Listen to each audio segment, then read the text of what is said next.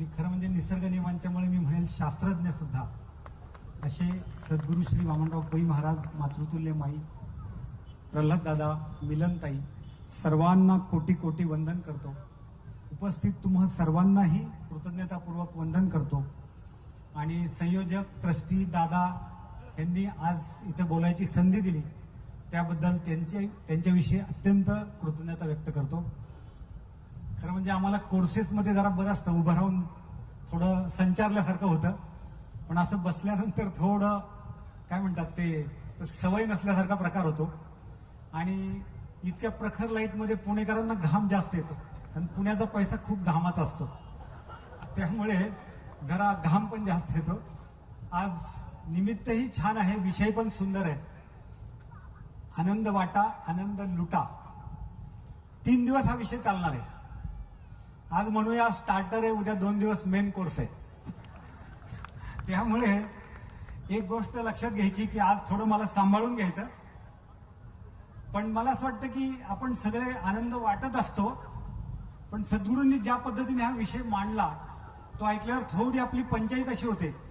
आज आपण सद्गुरूंचं स्मरण करतोय त्यांच्या जयंतीनिमित्त. फार मोठं कार्य सद्गुरूंच्या हातून घडलं, आपण सगळे सुखी झालो, हजारो कुटुंब सुखी झाली, आपल्या आपल्या क्षेत्रात मुलं टॉपला जायला लागली. हे सगळं कार्य करत असताना मग खरं म्हणजे आध्यात्मिक म्हणता येत नाही, अध्यात्म हा जीवनविद्येचा एक भाग आहे, पार्ट आहे. अर्थात तोही खूप हाय लेवलचा आहे, असं मला बाकीच्या संप्रदायातल्या लोकांनी पण सांगितलं की तुम्ही म्हणजे तुमचे सद्गुरू ज्या प्रकारची स्पिरिच्युअलिटी शिकवत आहेत ती झेपायला पेलायलाच मुळात कठीण आहे. कारण त्यांचं काय म्हणणं आहे, सत्यनारायण करणं सोपं आहे, प्रार्थना म्हणणं अवघड आहे. मी म्हणलं कसं काय? ते म्हणले सत्यनारायणात लक्ष नसलं तरी चालतं. तो म्हणतो इथे होता पाणी, इथे पंचामृत होता, सोपं आहे, इथे हात लावा तिथे हात लावा, दोघांनी मिळून हात लावा, हरकत नाही. पण प्रार्थना म्हणताना त्याच्यात लक्ष असायला लागतंय. आणि त्यांनी कुठून दिव्यबोध दिव्य साधनेविषयी सुद्धा ऐकलं होतं, तर ते म्हणाले ही फार उच्च कोटीची साधना आहे जी तुमच्या इथे उपलब्ध आहे. आणि खरं म्हणजे मी नेहमी आपण सगळेच भाग्यवान आहोत का म्हणतो की म्हणतात ना, चांगले सद्गुरू, खरे सद्गुरू मिळायला सुद्धा पुण्य लागतं, आणि त्या अर्थाने आपण भाग्यवान आहोत. कारण आपली त्यांनी खरं पात्रता नाही पाहिली, निकष नाही पाहिला. जसं आमच्याकडे शेतीच्या भाषेत म्हणतात, सगळं पेरूया, कुठं उगवल तिथे उगवल, एखादं वाया जाईल बाकीच्या ठिकाणी उगवेल. तसं सद्गुरूंनी काय केलं, न पाहता टाकत राहिले, म्हणूया बी, जिथे उगवेल तिथे उगवेल, अशा पद्धतीने त्यांनी केलं. पण खरं म्हणजे आपण सगळेच इतके लकी ठरलो, इतके भाग्यवान ठरलो, आणि म्हणून आपण सुखी झालो. आणि मला सद्गुरूंचं एक वेगळेपण काय जाणवतं, म्हणजे सद्गुरूंनी सगळ्या व्याख्याच केल्या. मला सांगा, परमेश्वराची व्याख्या कुठे ऐकली हो? पण ती सुद्धा व्याख्या केली. निर्गुण परमेश्वराची व्याख्या केली, सगुण साकार परमेश्वराची व्याख्या केली, धर्माची व्याख्या केली, नियतीची व्याख्या केली, पाप पुण्य कशाला म्हणतात त्याला व्याख्यात बसवलं. त्यामुळे जे सायंटिस्ट आहेत, जे खूप विज्ञानवादी आहेत, अशा लोकांनी सुद्धा ह्या गोष्टी मान्य केल्या की सद्गुरू जी मांडणी करतायत ती एकदम रास्त त्यांना वाटू लागली. हे सगळ्यात वेगळेपण आहे. आणि सामाजिक कार्याची जोड, आता मग अशी अवयवदान, खूप सुंदर सुंदर कार्यक्रम. भारूड तर मला इतकं आवडलं, ते मला वाटलं कोणतरी प्रोफेशनल्स आणलेत, मला नंतर कळलं हे नामधारक. इतकं छान त्यांनी ते सादर केलं. मला वाटतं काय त्यांचं भोईटेताई आणि काय गोळे, हा शोभा गोळे आणि सौ भोईटे, किती छान सादर केलं बघा त्यांनी. म्हणजे ह्यातून सुद्धा प्रबोधन होत आहे. अवयवदानाचं महत्व सांगितलं डॉक्टर वैशाली विरकर आणि अगोदरच्या टीमने सादर केलं. इतकं ते छान वाटलं की खरंच जीवनदान आहे. आणि मी कधी कधी असा विचार करतो की डॉक्टरांच्याकडनं मी ऐकलं की 6 तास ब्रेनडेड नंतर अवयवदानाची व्यवस्था होऊ शकते. याचा अर्थ परमेश्वराची अपेक्षा आहे हे दान व्हावं. अदरवाईज ते मिनिटाला दुसऱ्या संपायला पाहिजे होतं. Once it is dead means dead, ते घडायलाच नाही पाहिजे होतं. पण ज्यावरती 6 आवर्स वेटिंग दिलं त्यावरती परमेश्वराची अपेक्षा आहे की हे दुसऱ्यांना दिलं जावं, ह्याचा कुणाला तरी उपयोग व्हावा. आणि गंमत बघा, अवयवदानाचं आव्हान आपल्याला करायला लागते. अवयवदान आपल्याला अवयव इम्पोर्ट करायला लागतात. आणि कुठून आणतोय माहिती का तुम्हाला? रामाच्या देशात अवयव रावणाच्या देशातून येतात. सगळा उलटा कारभार चाललाय. तुम्हाला माहिती आहे आपल्याकडे अवयव कुठून येतात? श्रीलंकेतून येतात. आणि भारत हा प्रभू रामचंद्राचा देश आहे. मग असं का घडतंय, तर त्यांच्याकडे व्यक्ती मृत्यू झाल्यावरची गव्हर्नमेंटची प्रॉपर्टी आहे, ते ठरवतात पुढे काय करायचं. आपल्याकडे इतकं इमोशनल होतात. पण आता मला खूप चांगली गोष्ट वाटली, डॉक्टर भगत आहेत, ते म्हणले सहकुटुंब त्यांनी फॉर्म भरले. आणि खरं म्हणजे मृत्यू पश्चात जसं विरकरताई म्हणाल्या तसं नंतर सुद्धा जे उपयुक्त होणं, आणि खरं काय होणार आहे पुढे, कुठेतरी जाळून टाकणार आहेत, पुरून टाकणार आहेत, नष्ट होणार आहेत, त्यापेक्षा हे अवयवदानाचा उपक्रम आणि जीवन विद्या मिशन राबवतोय. खरं म्हणजे शासकीय पातळीवर सुद्धा आमदार साहेबांना मगाशी मी म्हणलं की हे दखल घेतली गेली पाहिजे, की कार्य जे आहे हे काय म्हणतात सगळ्या दिशेने कार्य चाललेलं आहे. सोशल आहे, शैक्षणिक आहे, राष्ट्रीय आहे, आणि जग सुखी करण्याचं हे कार्य एका मर्यादेत नाही. म्हणजे सद्गुरूंनी आनंद वाटा हे सांगताना अगोदर जे काही प्रकार सांगितले, 4 प्रकार सांगितले सद्गुरूंनी. समाधी लावणे, पाहावे आपणासी आपण, नामस्मरण आणि पैशाच्या द्वारे मिळणारं विषय सुख. या 4ही प्रकारामध्ये सद्गुरू काय म्हणाले, ह्याने फक्त ती व्यक्ती सुखी होणार आहे, फक्त त्याच्या पुरतं ते मर्यादित आहे. पण शेवटचा जो 5वा भाग सांगितला सद्गुरूंनी, आनंद वाटा, आनंद लुटा, त्याच्यामध्ये व्यक्ती सुखी होणार आहे, कुटुंब सुखी होणार आहे, समाज सुखी होणार आहे, राष्ट्र सुखी होणार आहे आणि विश्व सुद्धा सुखी होणार आहे. आणि मला गंमत काय वाटते, लोक सध्या घाबरले. तुम्हाला खरं सांगतो, परवा एक माणूस घराचं इंटिरियर करायला काढलं, तो मला म्हणलं मला करावं का नाही, काळजी पडली. म्हणलं का, म्हणलं उत्तर कोरिया अमेरिकेला धमकी देतंय, बघून घेऊ. आणि तुम्हाला आश्चर्य वाटेल, दोन्ही म्हणजे त्याची गंमत काय, तर पुढे काय होईल ह्या भविष्याबद्दलची लोकांना भीती वाटायला लागली. उत्तर कोरिया आणि अमेरिका एकमेकांना अण्वस्त्र सज्जतेबद्दलची जी धमकी देत आहे, तुम्हाला ऐकून आश्चर्य वाटेल, सध्या अशी स्थिती आहे की खरंच त्यातल्या एकाचा जरी डोकं फिरलं तरी जग 2दा नष्ट होईल इतकी ताकद आहे. 2 वेळा विजय साजरा करायला सुद्धा कोणी राहणार नाही अशी स्थिती आहे. अशा वेळेला सगळ्यात गरज काय असेल तर जीवन विद्या मिशनची. का, अखिल मानवजातीच्या सुखाचा विचार केलाय, आपला आपला नाही. हम दो हमारे दो, सर्किट कंप्लीट असला विचार इथे नाही. अखिल मानवजात सुखी करण्याचा विचार आहे, अख्खं जग सुखी करण्याचा विचार आहे. अध्यात्माच्या बाजूने सद्गुरूंनी काय सांगितलं, आनंद हे आपलं स्वरूप आहे. आनंद हे माणसाचं स्वरूप आहे. आनंदात असणे ही त्याची स्थिती आहे. आनंदातून स्फुरत राहणे हा त्याचा स्वभाव आहे. आणि आनंदात सर्व व्यवहार करीत राहणे हा त्याचा धर्म आहे. खरं म्हणजे हा कर्तव्य धर्म आहे, त्याच्यासाठीच आलो. पण आपली स्थिती कशी झाली सांगू का, ग्रीक फिलॉसॉफीमध्ये एक गोष्ट आहे, त्यांच्या ज्या कथा आहेत त्याच्यामध्ये सिसिफस नावाच्या माणसाची एक गोष्ट आहे. ती गोष्ट अशी आहे की तिथल्या राजाने त्याला अशी शिक्षा दिली होती की ही जी दगडाची शिळा आहे, धोंडा, तो वरती टेकडीवर न्यायचा, त्याने ढकलत ढकलत वरती न्यायचा आणि तो तिथून परत खाली ढकलला जाणार. दुसऱ्या दिवशी सकाळी परत तो धोंडा त्याने वरती न्यायचा. हा नित्यक्रम चालू ठेवायचा. शिक्षा का आहे माहिती नाही, शिक्षा किती दिवसांची ते माहिती नाही, पण शिक्षा भोगत राहायचे. अक्षरशः आजची आपली सगळ्यांची स्थिती थोड्याफार प्रमाणात सिसिफस सारखीच आहे. म्हणजे काय, सकाळी उठायचं, ऑफिसला जायचं, तिथे डबा खायचा, घरी आल्यावर जेवायचं, थोडा वेळ टीव्ही बघायचा, झोपून जायचं, सकाळी परत ती दगडाची शिळा उचलायची आणि वरती न्यायची. त्यापेक्षा काय आपण वेगळं करतोय का, रुटीन आहे, रुटीन लक्षात घ्या. पण आता हे रोजचं ऑफिसला जाणं, रोजचं नित्यक्रम करणं, जे रुटीन आहे ते आपलं सांभाळणं, हे करता करता जर जीवन विद्येचं कार्य करता आलं, जीवन विद्येच्या कार्यात सहभागी होता आलं, तर जीवन जगणं म्हणजे आता हे ऑफिसला जाणं, रुटीन सांभाळणं हे आयोजन आहे, पण त्याच्या मागचं जर प्रयोजन कळलं म्हणजे कारण कळलं तर जगणं ही सजा न होता जगणं ही पूजा होईल. आणि ती व्यवस्था जीवन विद्या मिशननी केली की जगणं सजा नका होऊ देऊ, जगणं ही पूजा होऊ द्या. कारण जगण्याला हेतू असला पाहिजे. इंग्लिशमध्ये असं म्हणतात, what is the purpose of life, आणि त्याचं उत्तर असं आहे, purpose of life is life of purpose. काय हेतू जीवनाचा, तर काहीतरी हेतू असलेलं जीवन जगणं, याला जगणं म्हणतात. नाहीतर आला आला हेला आणि पाणी होऊन मेला असं जे आपण म्हणतो तसा प्रकार आपल्या बाबतीत घडतो. पण आत्ता जे आपलं झालंय, म्हणजे आता एखाद्या माणसाला जर सांगितलं हे सद्गुरू आपल्याला सांगायचं, तेव्हाही खरं मी पहिल्यांदा खूपच अवाक झालो. आपणच आनंद स्वरूप आहोत असं जेव्हा आपल्याला सद्गुरू सांगतायत तेव्हा चेहरा कसा होतो माणसाचा, अरे तुम्हीच आनंदाचे सागर आहात, तुम्हीच आनंदाचा गड्डा आहात, तुम्हीच आनंदाची नदी आहात, तुम्हीच आनंदाचे आगर आहात. एखाद्या माणसाला जर सांगितलं ना, पनवेलमध्ये तुमच्या आजोबांनी तुमच्यासाठी 100 एकर जमीन ठेवली, तो जसा चेहरा करेल ना आ करून, तशी स्थिती होती बघण्याची. खरं असेल मग असं असेल तर अशी अवस्था का, इतकी तरा का? सद्गुरूंनी मध्यंतरी टीव्हीवर प्रवचन करताना सांगितलं की आपल्याला 4 फटके बसले. कोणते 4 फटके बसले? पहिला फटका असा बसला, परमेश्वर उपाधी धारण करताना त्याला आपल्या स्वरूपाचा विसर पडला, हा पहिला फटका. दुसरा फटका काय बसला?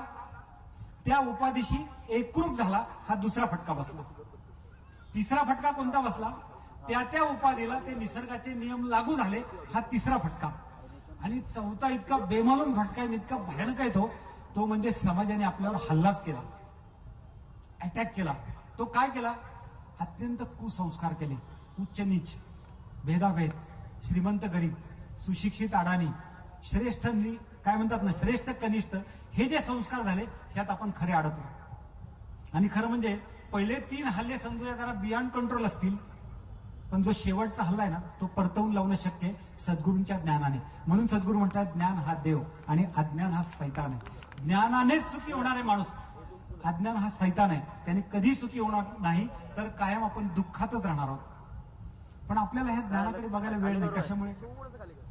आपण संसारात इतके गुंतलो आहोत की आपल्याला इकडे बघायलाच वेळ नाही, अशी परिस्थिती निर्माण झाली.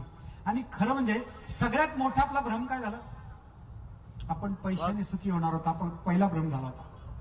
बघा तुम्ही, आजही तीच परिस्थिती आहे. सगळे पॅकेजेसची भाषा बोलतायत. एखाद्या मुलीचं लग्न जमवायचं असलं तरी ती म्हणते माझ्यापेक्षा जास्ती पॅकेज आहे का? आपल्याला सांगावं लागतं अरे तुमच्या दोघांच्या पॅकेजची बेरीज करा, त्याचं एकट्याचं पॅकेज तुझ्यापेक्षा कमी असलं तरी चालेल, दोघांची टोटल मारल्यावर काय होतंय ते बघा, ते सुखाचं पॅकेज. नाही तसं नाही, ते प्रेस्टिजचा प्रश्न आहे. माझं जर महिन्याला 70,000 असेल तर त्याचा 80 असायलाच पाहिजे, असा प्रकार चाललेला आहे. खरं म्हणजे पॅकेज पाहिजे ना, आपल्याला ते सुखाचं पाहिजे, आणि ते ज्ञान द्यायचं काम सद्गुरू करतायत. मग आनंद हे स्वरूप आहे, आनंदात ही स्थिती आहे.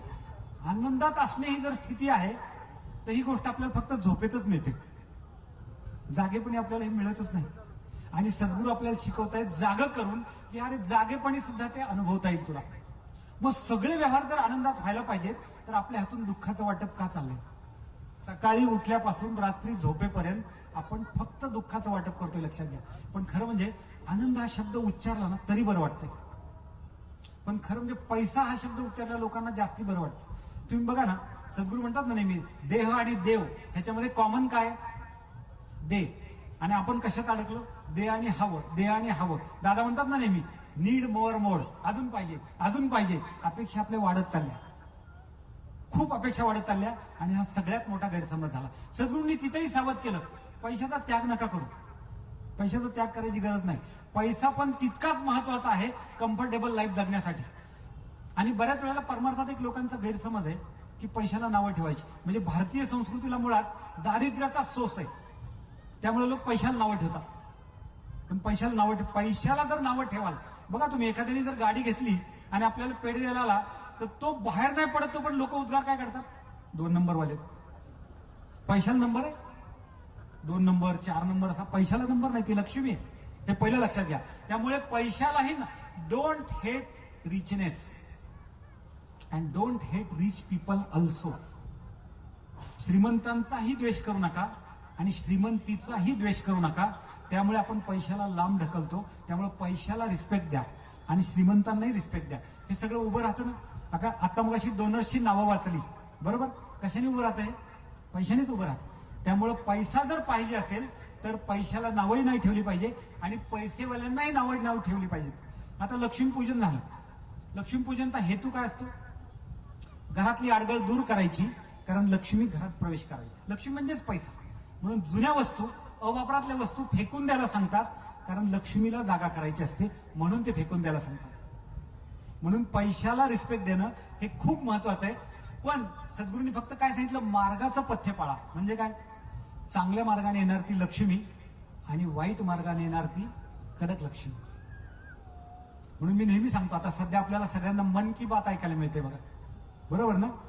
पण मन की बात ऐकून काहीच लोकांचं भलं होणार आहे, वामन की बात ऐकून सगळ्या जगाचं भलं होणार आहे, पहिलं लक्षात घ्या. त्यामुळे महत्वाची मन की पेक्षा वामन की बात फार महत्वाची.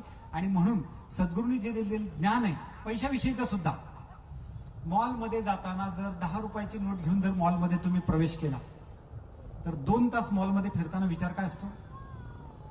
पैसे नाहीत, पैसे नाहीत. फिडिंग काय झालं अंतर्मनाला? पैसे नाहीत. आणि दादा काय म्हणतात नेहमी, आहे म्हणा. आहे म्हणल्यावर ते यायला लागणार आहे. त्यामुळे 10 रुपये खिशात असले ना तर मॉलमध्ये एंट्रीच करू नका. आणि पैशाला रिस्पेक्ट दिल्यानंतर तो पैसा यायला लागेल, फक्त मार्ग चांगला असू द्या, हे पहिलं लक्षात घ्या.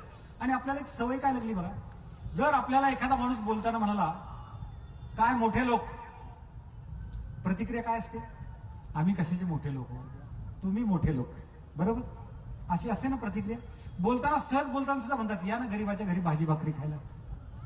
शब्द काय? गरीब. आम्ही कशाचे मोठे लोक, आम्ही कसले श्रीमंत, असे उद्गार सुद्धा काढू नका. It goes in subconscious mind, ते अंतर्मनात जात आहे. त्यामुळे काळजी काय घ्यायची? पैशाविषयीच आदर बाळगायचा, हे लक्षात घ्या. पुढे सद्गुरूंनी जीवनाची व्याख्या केली. कशासाठी जीवन आहे? कशाला जीवन म्हणतात? स्वानंदाचा उपभोग घेण्यासाठी निसर्ग देवतेने जी व्यवस्था केली त्याला जीवन असं म्हणतात. स्वानंदाचा उपभोग. आपल्याच ठिकाणी आनंद आहे, आपणच आनंदाचा सागर आहोत. आपण त्याला विसरलोय आणि जे विसरलोय त्याचाच आपला शोध बाहेर चालू आहे. ज्ञानेश्वर माऊलींनी देव आत आहे त्याच्याविषयी वर्णन करताना ज्ञानेश्वर माऊली काय म्हणाले? देव देव म्हणून व्यर्थ का फिरसी, निज देव नेणसी मुळी कोण. देवा नाही रूप, देवा नाही नाव, देवा नाही गाव, कोठे काही. ज्ञानदेव म्हणे भजा आत्मदेवा, अखंडित सेवा करा त्याची. सद्गुरू म्हणाले देव आणि आनंद वेगळाच नाही. जिथे गोविंद आहे तिथेच आनंद आहे, आणि जिथे आनंद आहे तिथेच गोविंद आहे. नावं वेगळी असली तरी दोन्ही सेमच आहे. मला तो ज्ञानेश्वरांचा अभंग थोडासा अपडेट करा वाटतो. सद्गुरू कसं म्हणतील त्या अभंगाबद्दल? मग आनंद आनंद म्हणून व्यर्थ का फिरसी. भटकतोय ना बाहेर, शोधतोय बाहेर. आनंद आनंद म्हणून व्यर्थ का फिरसी. पुढे काय म्हणतात ज्ञानेश्वर महाराज? निज देव नेणसी मुळी कोण, स्वानंद नेणसी मुळी कोण. स्वानंदा नाही रूप, स्वानंदा नाही नाव, स्वानंदा नाही गाव, कोठे काही. सद्गुरू म्हणे उपभोगा स्वानंदा, अखंडित वाटा आनंदासी. अखंडित वाटा, सतत सतत आनंदाचं वाटप करा. आणि आनंदाचं वाटप करताना सुरुवात कुठून करा? सुरुवात आपल्या घरापासून करा. आपल्या घरापासून. Charity should begin at home. Longest journey begins with first step. जग सुखी होईल तेव्हा होईल. आपल्या कक्षेतलं जग आपण पहिलं सुखी करूया. पती पत्नी संसाराची 2 चाकं, एकमेकांना आनंद देऊया. मगाशी त्यांनी सांगितलं, खरंच मी ओळख करून द्यायची म्हटल्यावर सकाळीच सांगितलं, आमच्या जीवनात संगीत निर्माण करणारी संगीता आमच्या जीवनात आली. म्हणजे काय? रिस्पेक्ट. पती, आता मला सांगा, नवऱ्याने बायकोला नाही रिस्पेक्ट द्यायचा तर कुणाला द्यायचा? बाहेर द्यायचा. रिस्पेक्ट दिला पाहिजे, सन्मान केला पाहिजे. नवे मी कोर्समध्ये सुद्धा नेहमी सांगतो, मला काही लोकांनी थोडंसं टीका पण केली त्याच्यावर, पण मी लोकांना नेहमी सांगतो, दररोज घरात एक म्हणण्याचा रतीब लावा. कोणता माहितीये? I love you. एक माणूस म्हणला रोज म्हणायचं असतं काय?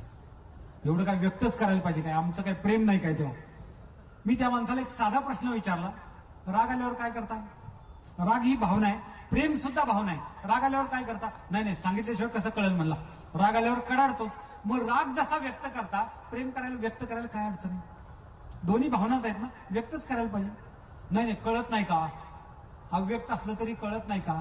आपलं घर काय पोलीस स्टेशन आहे का? काय ऑफिस आहे? फक्त आणून द्यायचं काय? ते खानावळ आहे का? मेस आहे का? लॉजिंग बोर्डिंग आहे काय? घर आहे ते. घर असावं, घरासारखं म्हणतात ना, नाती जपण्याचं ते ठिकाण आहे, लक्षात घ्या.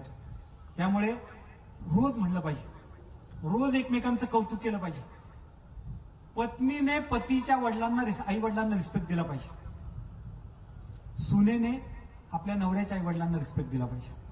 त्यांना जास्त आनंद होतो. आपापल्या आई वडिलांबद्दल तर असतोच रिस्पेक्ट, पण जावयाने जर रिस्पेक्ट दिला आपल्या सासू सासऱ्यांना, त्यांना आतोनात आनंद होतो. पण मला वाटतं शहरात ती चांगली गोष्ट आहे, देतात जनरली, सगळ्यांना ते कळलेलं आहे. ग्रामीण भागातला हा मोठा प्रॉब्लेम आहे. कराडची मंडळी आलीत आमची, त्यांना माहिती आहे कसं असतं ते. ग्रामीण भागात जावई जर सासरवाडीला यायचा असला, सासू सासऱ्याचं बीपीच वाढतं.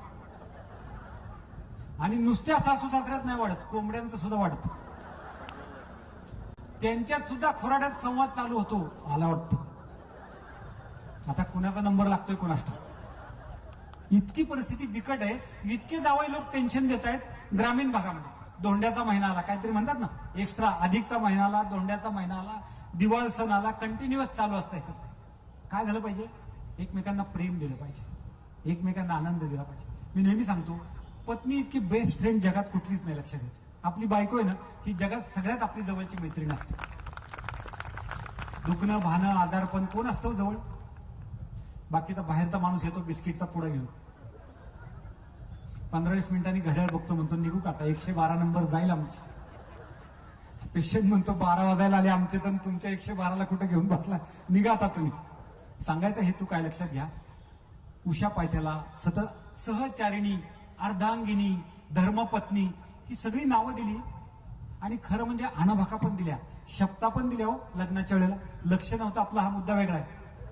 कारण बघून महिना दीड महिना झाला, आता परत मध्ये भटजीने अंतरपाठ धरलाय. एवढी नटली दिसना तर खरं, टाचा उचलून पलीकडे बघतोय, भटजी काय म्हणतो त्याच्याकडे लक्षच नाही. खरं म्हणजे तो काय म्हणत असतो, सुखात साथ देईन, दुःखात साथ देईन, सगळ्या परिस्थितीत साथ देईन. मी लोकांना नेहमी सांगतो, जर बोर झालं ना तर लग्नाचा अल्बम काढून बघायचा.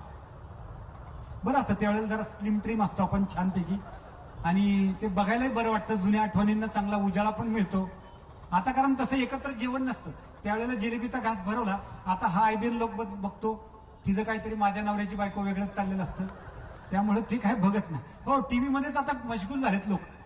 काल मी ऐकलं एक डायलॉग, एक बाई म्हणाली, आम्ही शॉपिंगला गेलो तर आमचं बुडलं, म्हणून तिने मैत्रिणीला फोन केला आणि विचारलं, काल माझ्या नवऱ्याची बायको बघितली का?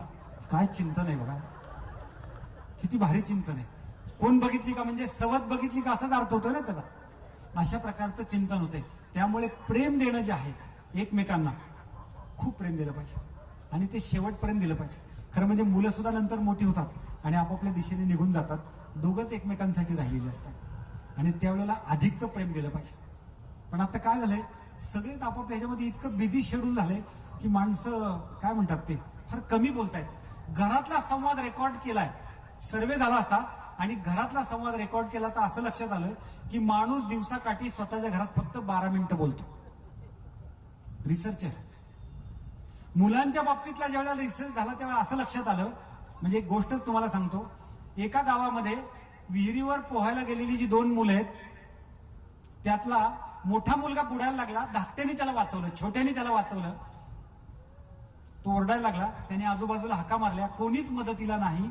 त्यावेळेला त्यांनी त्याला शेंदून, ते राहट असतो ना, बादली खाली सोडली, शेंदून त्याला वरती काढला. वर ज्यावेळेला तो आला, भिजून दोघंही गावात आलेत आणि त्यांनी सांगितलं, मोठ्याने सांगितलं, ह्या छोट्याने मला वाचवलं. तिथे बसलेल्या कुणालाच खरं वाटे ना. ते म्हणले, असं कुठे शक्य आहे का, हा कसं काय वाचवेल, ह्याचं वजन किती, तुझं वजन किती, तू म्हणतो ह्याला वाचवलं. तिथे एक बुजुर्ग बसला होता. त्या माणसाने सांगितलं की ह्यांचं मला खरं वाटतंय, ह्यांनी ह्याला वाचवलं असेल. ते म्हणले, का, तुम्हाला काय खरं वाटतंय, हा केवढा, हा केवढा, आणि छोटाच म्हणतोय मी त्याला वाचवलं म्हणून. तर त्यांनी सांगितलं बघा, की ज्या वेळेला हा आरडाओरडा करत होता मदतीसाठी, त्यावेळेला तिथे कुणीही नव्हतं, कोणीही मदतीला येत नाही हे पाहून त्याने जीवाच्या आकांताने त्याला खेचला आणि वरती काढला. त्याचं कारण, ह्याला का जमलं तर तुला हे जमणार नाही हे सांगायला तिथे कुणी नव्हतं. हा डिफरन्स बघा, लक्षात घ्या. आणि आत्ताचा सर्वे असा सांगतोय की आपल्या मुलांना आपण ज्या लेवलला डिस्करेज करतो, नावमेद करतो, त्याचा सर्वे झालाय की मुलगा किंवा मुलगी 14 वर्षाचा होईपर्यंत त्याला समाजाकडून, नातेवाईकांकडून, कुटुंबाकडून 1,48,000 वेळा सांगितलं जातं की तुला हे जमणार नाही, यू कॅनॉट, तू हे करू शकत नाहीस. आणि त्याला मात्र आपल्याकडनं शिकवण द्यायला पाहिजे, आय कॅन, मी हे करू शकतो, मला हे जमू शकतं. आणि हे जीवनविद्येत ही शिकवण मिळते की अरे, निवडलेल्या क्षेत्रात तू टॉपला जाशील, तू प्रयत्न तर कर. बाकीच्या ठिकाणी सांगितलं तुझ्या नशिबात असेल तर होईल. जीवनविद्या नशिबाची व्याख्याच वेगळी करते. योग्य दिशेने प्रयत्न करून सुद्धा जे वाट्याला येईल त्याला जीवनविद्या नशीब म्हणते. पहिला अर्धा पाठ जास्त महत्वाचा आहे, योग्य दिशेने प्रयत्न. प्रयत्न हे रत्न देवापेक्षा श्रेष्ठ. रामदास स्वामी पण म्हणतात, यत्न तो देव जाणावा. तुकाराम महाराज म्हणतात, असाध्य ते साध्य करिता सायास कारण अभ्यास तुका म्हणे. ज्ञानेश्वर माऊली म्हणतायत, अभ्यासाची काही सर्वथा दुष्कर नाही, म्हणून तू मज ठाई अभ्यासे मिळत. प्रयत्नांचं महत्व आहे आणि जे प्रयत्नवादी असतात ते पुढे जातात. प्रयत्न करणाऱ्याला प्रकाश दिसू लागतो आणि प्रभूचा प्रसाद प्राप्त होतो, असं सद्गुरूंनी उत्कर्षमध्ये वाक्य वापरलं. कंटिन्युअस प्रयत्न, सातत्य सातत्य. आणि जी माणसं मोठी होतात ती सातत्याने प्रयत्नशील असतात, हे लक्षात घ्यायचं. त्यामुळे सिसिफसच्या कथेसारखं आपल्याला नाही व्हायचं. आपलं जीवन कसं जगायचंय, तर जीवन गाणं म्हणत म्हणत कणत कणत जगायचं का गाणं म्हणत जगायचं, तर जीवन गाणं म्हणत जगायचं. आणि गाणं छानसं आपल्या हातात दिलं सद्गुरूंनी. कोणतं दिलं गाणं? ते नामाचं जसं सांगतात ना, तसं मी सद्गुरूंच्या बाबतीत बोलायचं झालं तर असं म्हणतो मी, सद्गुरू एकांती बैसले, सर्व ही सिद्धांत शोधिले, ज्ञानदृष्टी अवलोकिले, सार काढिले निवडोनी, ती ही विश्व प्रार्थना. सर्व पातका करी भस्म, अधिकारी उत्तम वा अधम, चारी वर्ण नरनारी. सगळ्यांचा उद्धार करणारी ही प्रार्थना आहे, ती आपल्या हातामध्ये दिली. प्रार्थना हा तुमचा स्वभाव होऊ द्या म्हणले, प्रार्थना हे तुमचं नेचर होऊ द्या म्हणले. प्रार्थनाच आनंदाकडे म्हणजे गोविंदाकडे घेऊन जाईल. त्यामुळे लोक टेन्शन फ्री व्हायला लागले आता, टेन्शन फ्री. सगळ्यात जास्त गर्दी कुठल्या दवाखान्यात तुम्हाला माहिती आहे? नामधारकांना तिकडे जायचा फारसा प्रसंग येत नाही, पण सगळ्यात जास्त गर्दी आता हार्ट सर्जनकडे. मेडिक्लेम इन्शुरन्सच्या निमित्ताने मी त्या दिवशी एका हॉस्पिटलमध्ये गेलो होतो. तिथे एक पाटी वाचली मी, मला छान वाटली ती पाटी. ती काय होती? Heart is a machine that works without rest for so many years. Heart is a machine that works without rest for so many years, so keep it happy whether it is yours or others. आनंदी ठेवा, आनंदी ठेवा, एकदम मजेत राहा, सुखात राहा. सुखात राहतोय का? आनंदात राहतोय का? त्याच्यासाठी जीवन जगण्याची कला शिकवली. अरे हसतमुख राहा. सद्गुरू स्वतः हसायचे, आपल्याला हसवायचे.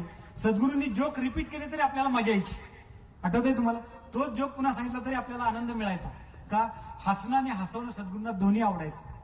आता आपण हसायचंच बंद झालं. आता 50च्या पुढे हसायला आपल्याला बागेत पाठवायला लागले डॉक्टर. हसायला बागेत जा.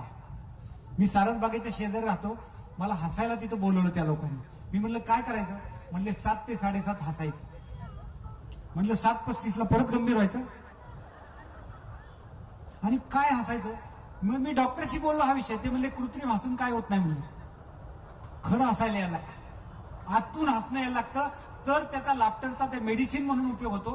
कृत्रिम हसण्याचा काही उपयोग होत नाही. आणि खरंच मी एक दिवस सारसबागेत जाऊन प्रयोग केला, त्यांच्याकडे बघूनच मला हसायला यायला लागलं. तोंडात दात नाही. हो हो हो हो, काय कसं हसायचं तिथे, काय प्रकार. लक्षात घ्या. मग इथे आनंद कसा द्यायला सांगितला? आनंद स्फुरतोय, आनंदाचं स्फुरण, आणि त्याचं जेव्हा प्रगटीकरण होतंय तेव्हा सुख प्रतीतीला येत आहे. सद्गुरू म्हणतात आनंद प्रगट झाला की आपल्याला अनुभवाला येत आहे ते सुख आहे. आणि सुख दिल्यानंतर ते परत येत आहे, ते लुटायचंय. सीमोल्लंघन झाला, आता दसरा झाला.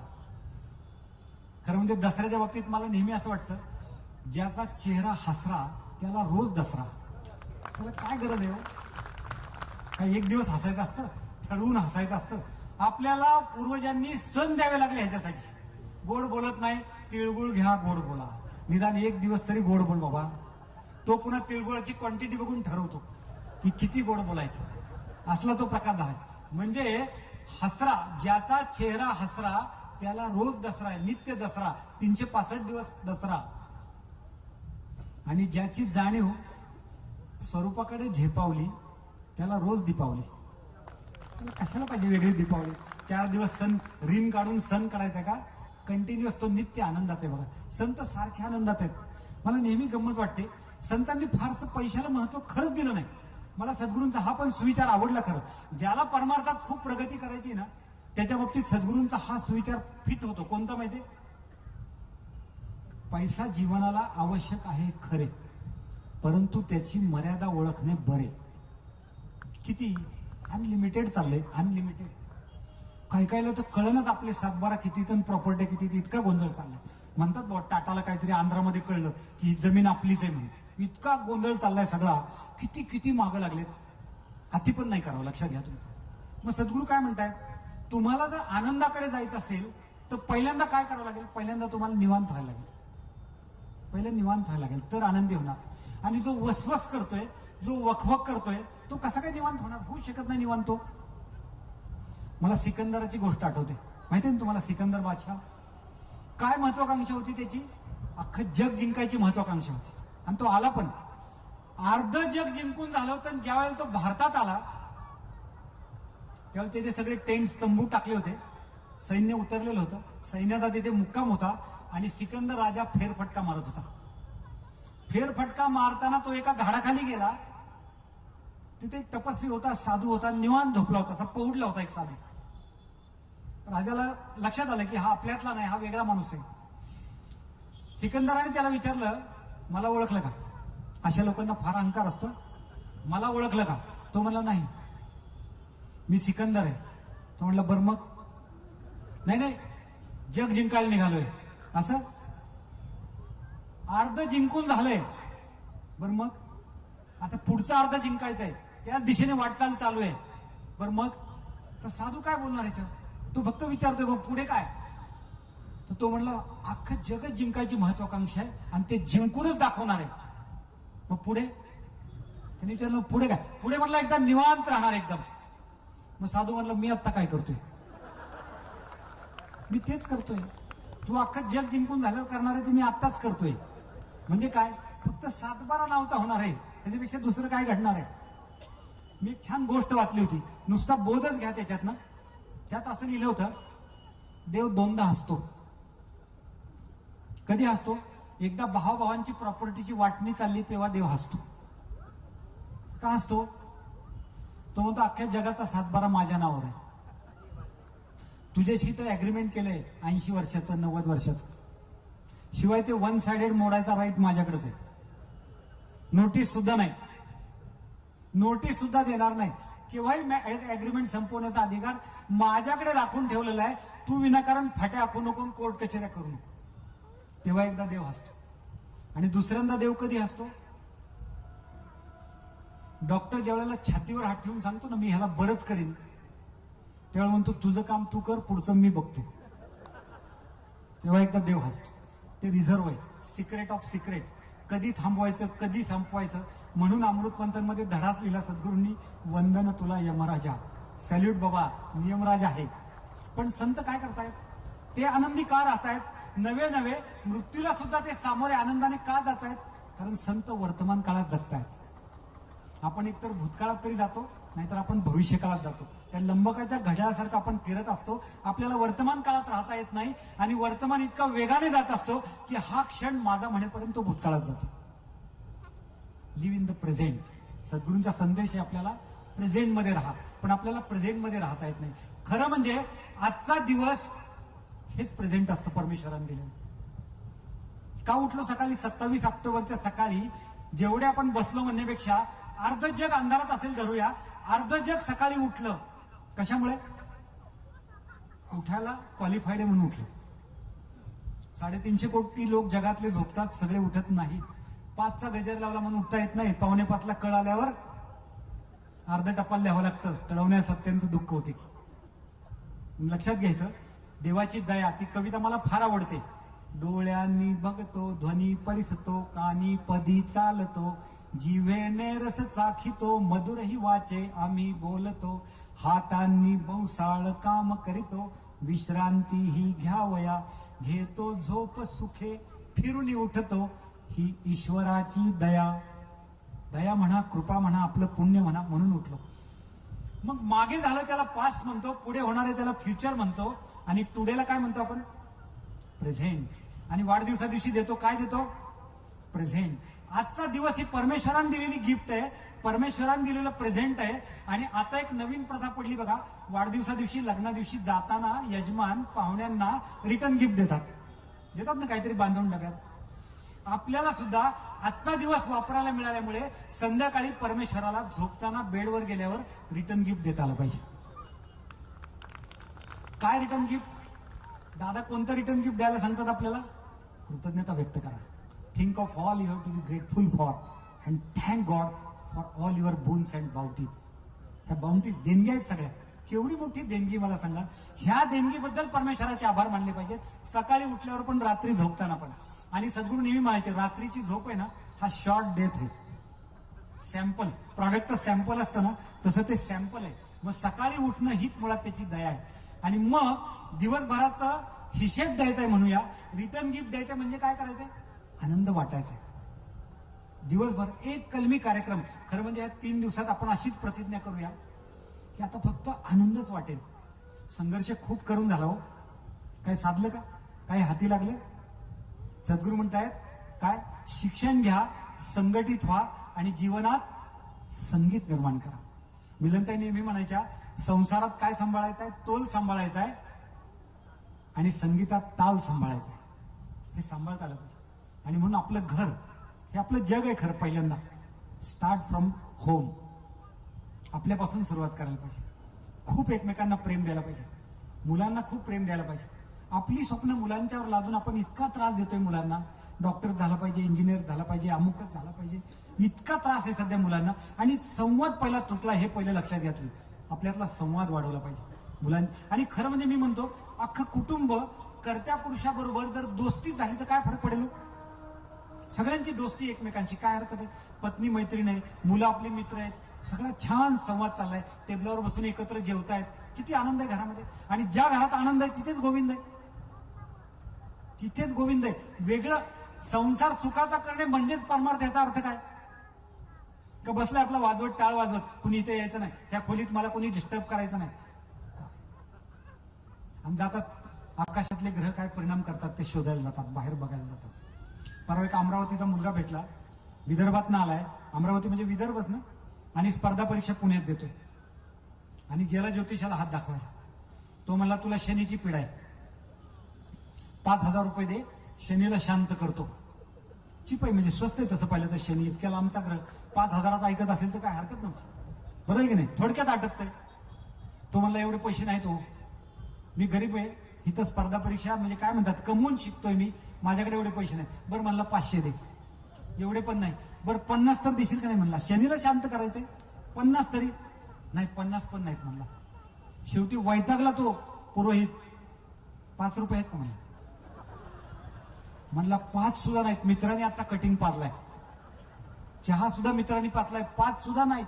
त्याच्यावर तो इतका चिडला की तो म्हणला, तुझ्याजवळ 5 रुपये सुद्धा जर नसतील तर शनी तुझं काय बिघडवणार आहे तुझा? सांगायचा मोठा लक्षात घ्या. कशाचे ग्रह? सद्गुरू म्हणतात ना की आपण एकमेकांच्या विषयी जे ग्रह करतोय ना ते सर्वात वाईट परिणाम करतायत. सासू सुनेविषयी ग्रह करते, सून सासूविषयी ग्रह करते, मुलगा वडिलांच्या विषयी काहीतरी ग्रह करून घेतोय, वडील आपल्या आई वडिलांच्या विषयी काहीतरी ग्रह करून घेतायत. चूक आहे. आकाशातले ग्रह काही परिणाम करत नाहीत. त्यांना काही पडलेलं नाही. त्याला नाव दिले सद्गुरूंनी श्रीकृष्णाची रासक्रीडा आहे. पृथ्वी सूर्याभोवती फिरते, पृथ्वी स्वतःभोवती फिरते, दिवस रात्र मिळतायत, ऋतू मिळतायत, गुरुत्वाकर्षण शक्तीने तोलून धरले अख्खा सगळा डोलारा. श्रीकृष्णाची रासक्रीडा चालली. सगळे ग्रह बाकीचे सुद्धा सूर्याभोवती फिरतायत. किती आनंद आहे बघा तुम्ही. ते आपल्या वाट्याला कशाला जातील? ते आपल्याला पनवेलमध्ये आणि कामोठ्यामध्ये शोधायला येतील का? बघू बरं ह्या मुलीचं लग्न कसं होतंय, त्याला काही संबंध नाही. वास्तविक पाहतो सद्गुरूंनी नेहमी समजावून सांगितलं की या जगाच्या विश्वाच्या पसाऱ्यात पृथ्वीचं स्थान टिंबा इतकं आहे हो. टिंबा इतकं स्थान आहे. त्या पृथ्वीवर अनेक खंड, त्यात एक आशिया, आशिया खंडात अनेक देश, त्यात भारत, भारतात अनेक राज्य, त्यात महाराष्ट्र, त्यातल्या अनेक शहरांपैकी पनवेल का काय हे कामोठा. त्याच्यातल्या एका पेठेत 5व्या मजल्यावर एका अपार्टमेंटमध्ये राहतो आणि मंगळ तिथनं म्हणतो ह्या मुलीचं लग्न कसं होतंय बघतो. हे काय लॉजिक? काही लॉजिक नाही. त्यामुळे ग्रहांचा परिणाम नाही. नशीब कुणाला हात दाखवत बसू नका. हातावरच्या रेषा, ते हिंदीत एक छान म्हणे, हाथों की रेखाएं भविष्य तय नहीं करती क्योंकि जिनके हाथ नहीं होते उनका भी भविष्य होता है. कसे करता हात दाखवायचे? आपल्या मनगटात ताकद आहे, परमेश्वरांनी बुद्धी दिली, ते वापरायचं चांगलं स्वातंत्र्य दिलंय. चिंतनाने सगळे प्रश्न सुटतात. चिंतनाने जर शोध लागले असतील तर चिंतनाने प्रश्न का नाही सुटणार? कुणाचा द्वेष नको करायला, कुणाचा मत्सर नको करायला. खरं म्हणजे हेच वर्मय पूजनाचं संतांनी सांगून ठेवलं. तुकाराम महाराज म्हणतायत, विष्णुमय जग वैष्णवांचा धर्म, भेदाभेद भ्रम अमंगळ. ऐका जी तुम्ही भक्त भागवत, कराल ते हित सत्य करा. न घडो कोणाही भूताचा मत्सर, वर्म सर्वेश्वर पूजनाचे. तुका म्हणे एका देहाचे अवयव, सुख दुःख जीव भोग पावे. एकाच देहाचे अवयव. आपला उजवा हात डाव्या हाताने चूक केल्यावर त्याला मारत नाही, कारण त्याला खात्री हा आपलाच आहे. पण बाकीचं आपलं सगळं भेदभावाने चाललेलं असतं. संस्कारच इतके वाईट झाले, श्रेष्ठ आम्ही श्रेष्ठ हे कनिष्ठ. लग्न जमवताना बघतो मी, हे 96 कुळी, हे 92 कुळी. आता हे 4 मार्क आणायचे कुठून? त्याच्यापेक्षा कर्माचा सन्मान करायला आपल्याला सद्गुरूंनी शिकवलं, जन्माचा नाही. जन्मावरनं काही ठरू नका. आणि गीतेतला दाखला दिला सद्गुरूंनी, चातुर्वर्ण्य मया सृष्टम गुण कर्म विभागशः. जन्मावरनं कुणाला श्रेष्ठ आणि कनिष्ठ ठरवू नका, कर्मावरनं ठरवा. हे श्रीकृष्णाने शिकवण दिली. आणि खरं म्हणजे जगभर कर्मावरनं ठरतं, फक्त हाच देश असा दुर्दैवी की इथं जन्मावरनं श्रेष्ठत्व ठरतं. चूक आहे ते, हे चूक आहे, लक्षात घ्या. मग आपण जर निसर्गाचा अविभाज्य भाग आहोत, आपण जर निसर्गाचा घटक आहोत, तर निसर्गाचा संकेत लक्षात घेऊन काय केलं पाहिजे? फक्त आनंदाचं वाटप केलं पाहिजे, फक्त आनंदाचं. सूर्याची उपासना करायला सद्गुरूंनी सांगितली का? अहंकार नाही त्याला. प्रकाश रूपाने आनंदाची उधळण करून सुद्धा त्याला अहंकार नाही. समुद्र खाऱ्या पाण्याचं रूपांतर गोड्या पाण्यात, केवढा चमत्कार आहे, फार मोठा चमत्कार आहे, आपल्या लक्षात येत नाही. तो झाडं, फळं काय, फुलं काय, पानं काय, सावली काय, अहो तोडलं तरी सर्प नाही. आपल्या घरातला गॅस किती दिवसात संपतो? महिना दीड महिन्यात संपतो. गॅसचं शॉर्टेज आलं की महिलांची आरडाओरड होते. कधी असा विचार केला? अब्जावधी माणसं होऊन गेली, आज आहेत आणि पुढे होणार आहेत. ऑक्सिजन संपला कसा नाही? कुठे? कोण पुरवतंय आपल्याला? नेमकं उलट काम वनस्पती करायत, आपल्याला ऑक्सिजन पुरवत आहेत, त्या कार्बन डायऑक्साईड घेत आहेत. म्हणून वृक्षाला महादेव म्हणलंय. महादेवाचा अवतार आहे. वृक्षावर कुऱ्हाड चालवताना 1000 वेळा विचार आला पाहिजे की हे झाड तोडायचं का, आवश्यक आहे का, त्याची पूजा करायला सांगितली. आपल्यातल्या विद्यार्थ्यांनी त्याच्यावर बक्षिसं मिळवली की पिंडीच्या जागी त्यांनी वृक्षाचं चित्र काढलं आणि चित्रकलेतली बक्षिसं त्यांना मिळाली. म्हणून फक्त एक कलमी कार्यक्रम आपण आजपासून लक्षात ठेवूया, फक्त आनंद वाटायचा. आणि विश्व प्रार्थना हे आनंद वाटणंच आहे. नवे नवे विश्वंभराच्या चरणापर्यंत पोहोचण्याचं ते साधन. इतकी ताकद विश्व प्रार्थनेत. मी ज्यावेळेस सुखसंवाद ऐकतो ना, आता हे थोरात त्यांनी, थोरात म्हणजे आडनावानेच थोर आहेत, बाकीचं सगळं होईल चांगलं, त्यात नवल काय तो. पण एकदा जीवनविद्येची कास पकडली ना, पण ही जीवनविद्येची कास पकडण्यामध्ये अडचण काय येते सांगू? अहंकारच आड येतो माणसाचा. बघा तुम्ही एखाद्याला मोठ्याने प्रार्थना म्हणायला सांगा बरं, फिरण्याचा ट्रॅक आहे आणि त्याच्यावर मला संजय खरे म्हणले, मी म्हणतो मोठ्याने, पण लोक लाजतात प्रार्थना म्हणायला. मोठ्याने प्रार्थना म्हणली तर त्याचा प्रचार प्रसार पण होतो आणि बोलणं आणि कानाने ऐकणं ह्या दोन्ही गोष्टी पण घडतात. आणि विश्व प्रार्थना ते जसं आहे ना, काही कैलास जीवन का काय म्हणतात, तसं सगळ्या रोगांवरचा, सगळ्या दुःखांवरचा रामबाण उपाय म्हणजे विश्व प्रार्थना. कंटिन्युअस, सातत्य. म्हणून सद्गुरू म्हणतात हॅबिट करून घ्या, तो स्वभाव होऊ द्या आणि आतल्याला साथ घाला, तो प्रतिसाद देईल. साथ घातली पाहिजे. आणि विश्व प्रार्थना म्हणणं हे आनंद वाटणं आहे. दैनंदिन जीवनात शहाणपण वापरणं हे सुद्धा आनंद वाटणंच आहे. आणि मला गंमत वाटते, माणसाला बुद्धी दिली ते वापरण्याचं स्वातंत्र्य मिळालंय, पण बाकीच्या प्राणीत जास्त आनंदाचं वाटप करतायत असं माझं तरी मत झालंय. तुम्हाला माहितीये, आमच्याकडे इंदापूर तालुक्यात उजनी जलाशय, उजनी धरण आहे. त्या उजनी जलाशयामध्ये ऑस्ट्रेलियातले पक्षी येतात, काही काळ राहतात त्या ऋतूमध्ये आणि माघारी परत ऑस्ट्रेलियात जातात. ते पक्षी आम्ही बघायला गेल्यावर माझ्या मनात सहज विचार आला, पासपोर्ट नाही, विजा नाही, कसलं अग्रीमेंट नाही, किती दिवस राहायचे म्हणून करार केलेला नाही, यायचं काही काळ त्यांच्या सोबत राहायचं, आनंद वाटायचा आणि माघारी जायचं. अग्रीमेंट करून पलटी मारतात ती माणसं कारण त्यांच्याकडे बुद्धी आहे. अग्रीमेंट करून बदलतात ती माणसं कारण त्यांच्याकडे बुद्धी आहे. पण बुद्धीचा दुरुपयोगी जास्त होतोय कारण आपण देवापासून दूर गेलेलो आहोत, आपण आनंदापासून दूर गेलेलो आहोत. आपल्याला आनंदाच्या समीप जायचं असेल तर जसं खरं म्हणजे आपलंच मन त्याला जास्त कारण आहे, हे लक्षात घ्या. कबीराचा एक दोहा आहे. कबीर, संत कबीर काय म्हणतात?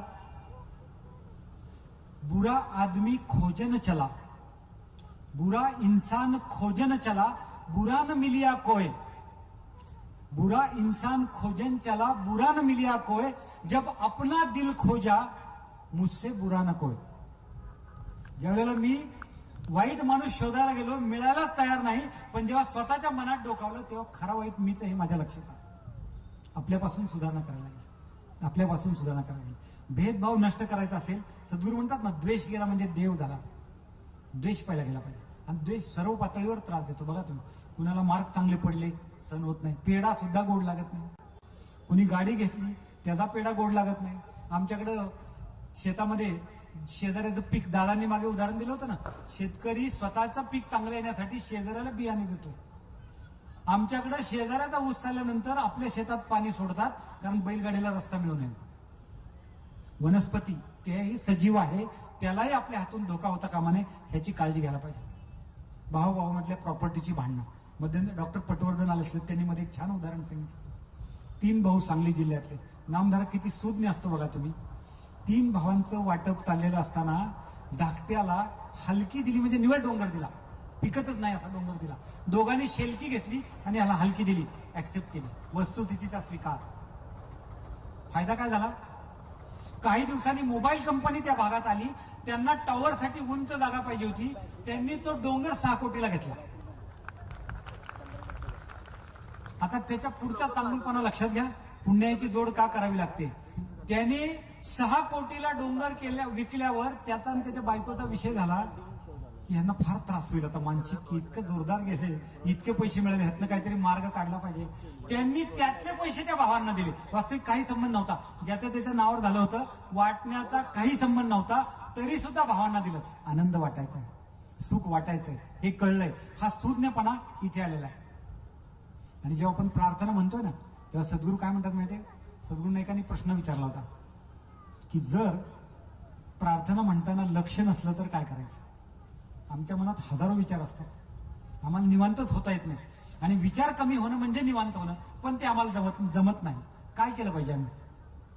सद्गुरू म्हणले फक्त मुखाने म्हण आणि म्हणण्याकडे लक्ष ठेव.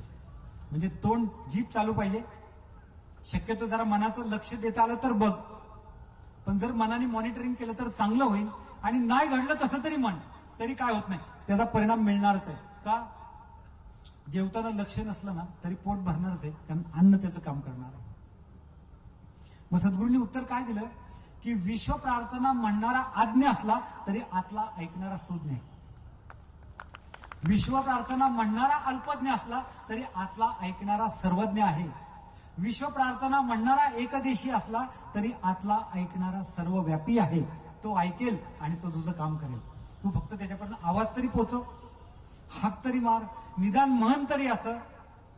आणि म्हणून आपण सगळ्यांनी विश्व प्रार्थनेचीच कास धरायची, कंटिन्युअस विश्व प्रार्थना म्हणणं.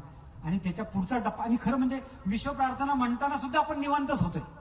तुम्ही बघा, हे निवांत होण्यासाठीच आहे. पहिला परमार्थाची पहिली पायरी म्हणजेच निवांत होणे.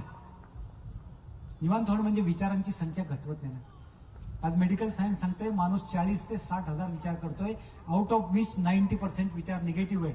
म्हणून जागतिक आरोग्य संघटनेचा अहवाल आहे 2020 साली जगातला सगळ्यात मोठा आजार असेल हार्ट अटॅक. आणि जे हर्ट होतं त्याला हार्ट म्हणतात. कुणाचं तरी बोलण्याने जे हर्ट होतं ना त्यालाच हार्ट म्हणतात. त्यामुळे हार्ट कुणाचं दुखवायला नको, मन कुणाची दुखवायला नको. मन आपल्याला सर्वांची जपता आले पाहिजेत, आणि त्याची सुरुवात आपल्या घरापासून करता आली पाहिजे. कौतुक करा, काळजी कशाचीच करू नका. कसली काळजी करा तुम्हाला काही कळत नाही. वडापाव खायला 15 रुपये लागतात, चांगले कपडे घालायला 10,000 रुपये लागतात, बरोबर. गाडी घ्यायची असली तर 7-8 लाख 10 लाख रुपये लागतात. घर बांधायचं असलं तर 25-50 लाख रुपये लागतात. त्याच्या पुढचे पैसे फक्त त्रासच देतात. त्याच्यापेक्षा अधिक पैसे आहेत ना, ज्या नोटाबंदीपासून काही लोक अजून झोपले नाहीत, कारण ती खाली स्टोअर मध्ये नोट आहेत. करायचं काय, वर झोप लागेल. पैसा जास्तीच आहे ना, त्रास देतो. आता तुम्हाला सांगतो, कोणी जर तुम्ही 4 व्हीलर मध्ये आला असाल आणि नुसते त्याच्या डिकीत 1 कोटी रुपये ठेवून सांगा मुंबईला जा, जाईपर्यंत भेदभेद जाईल बघा. कुणाला माहित नसलं तरी घाबरणार. जास्तीचा पैसा विवंचनेत पाडतो, टेन्शनच आणतो, ही वास्तवता आहे. त्यामुळे पैशाने नाही, पैसा जास्त मिळून सुखी होणारे असं नाही. 10 घरं जरी बांधली, अंबानीने काय 27 मधले बांधले तरी झोपतो एकाच खोलीत. त्या सगळ्या खोल्यात असे हात पसरतो, पाय थोडंच आहे, एकाच खोलीत झोपावं लागते. किती घरं बांधा, 10 गाड्या जरी घेतल्या तरी बसायचं एकाच गाडीत ना. ताफा जरी चालला तरी कोणत्या तरी एकाच गाडीत बसावं लागतं. किती करायचं. अति ज्याला म्हणतो ना, अति घाई संकटात नाही.